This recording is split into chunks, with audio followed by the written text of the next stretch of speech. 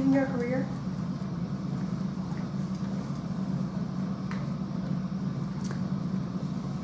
Many people do, but at the same time, some of them may have questions. I mean, I had questions about my career. I would always think to myself, now Zena, why are you an insurance agent? You've got 2 technical degrees. So what led you to become an insurance agent? And it seemed like this thought process would always go on in my mind after I'd help someone with their auto insurance and I tried to start the conversation about life insurance. Mr. Customer, thank you so much for your continued business. And now that we finished with your auto insurance, let's talk about your life insurance. Zena, actually, I'm all set in that department. I've got life insurance at work and I don't have a family, so I think I'm all set for right now. And with the price of auto insurance nowadays, there's really nothing left. Do some of you guys feel that way about life insurance?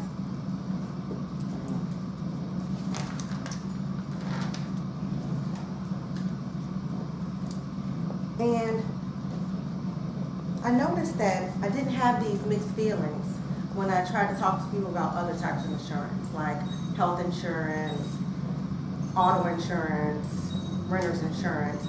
I guess people kind of understood the importance of these types of insurances and had even kind of bought into purchasing them in the future. I mean, so when you buy a new car, what does the law require you to have? Car insurance. Right. When you buy a house, what does your mortgage company require you to have? Home insurance. Right. Homeowner's insurance, exactly. And you want to be healthy, so what do you get? Health Insurance. Well, we're all alive, so why do we need life insurance? And it's confusing to a lot of people, and I must admit, it was hard for me to kind of understand that one too. So I would just keep going back and forth in my mind, like, why am I selling life insurance? Why am I even an insurance agent? I'd even gotten to the point where I was like, you know what? I'm not going to even offer life insurance anymore. Can you imagine that? I would be like the only insurance agent in Chicago not offering life insurance. So I said, you know what? That's a really drastic step. You had better talk to your mentor. Now, my mentor, she's amazing. She's got brains and beauty. Imagine the Filipino version of Cindy Crawford. So there we were, it's 2012, a week before Halloween. We were sitting in Jamba Juice, sipping pumpkin lattes. And Lynn, how do people know if they even need life insurance? I mean, I'm not even 100% sure. Well, Zena, have you tried a checklist? Huh? A checklist? Well, Zena, not everyone needs life insurance. It's important for them to benefit from having it. So the best way to find that out is with an insurance checklist. So what you do is you already know the ways that life insurance helps people. So just turn those ways into questions, and there you go. You got a checklist.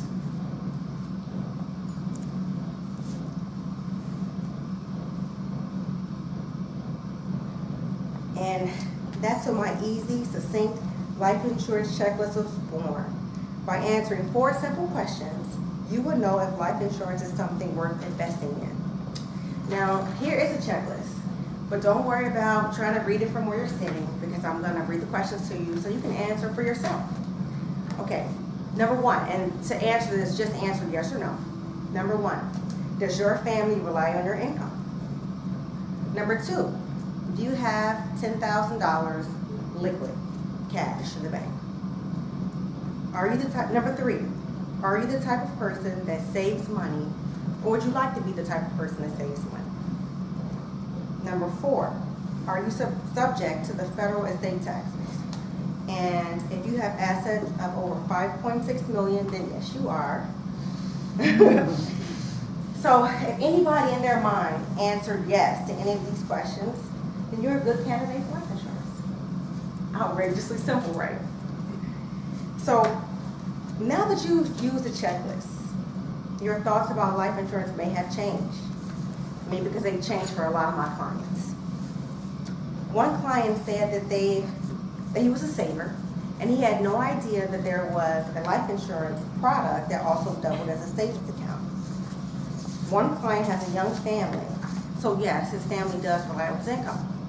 So he has life insurance at his job, but it's limited. So how can anybody rely on that? And some of you guys may be concerned that, okay, this checklist sounds like a one-way street that leads straight to life insurance. But it will also determine if life insurance is not going to be right for you. I was working with a pre-senior, and he's well-to-do, upper middle class, but not wealthy, single. He answered no to all of the questions. So obviously, life insurance is going to be a waste for him. And hopefully, now that you've gone through the checklist, you too may have determined what role life insurance should play in your life. In conclusion, if you were sitting with the old me, I would tell you over and over again, you better get life insurance. But that's the last thing that you need. It didn't work for my clients, and it won't work for you. Yet, if you are wrestling with the idea of getting life insurance, and you want to know once and for all, just go back to the checklist. Thank you.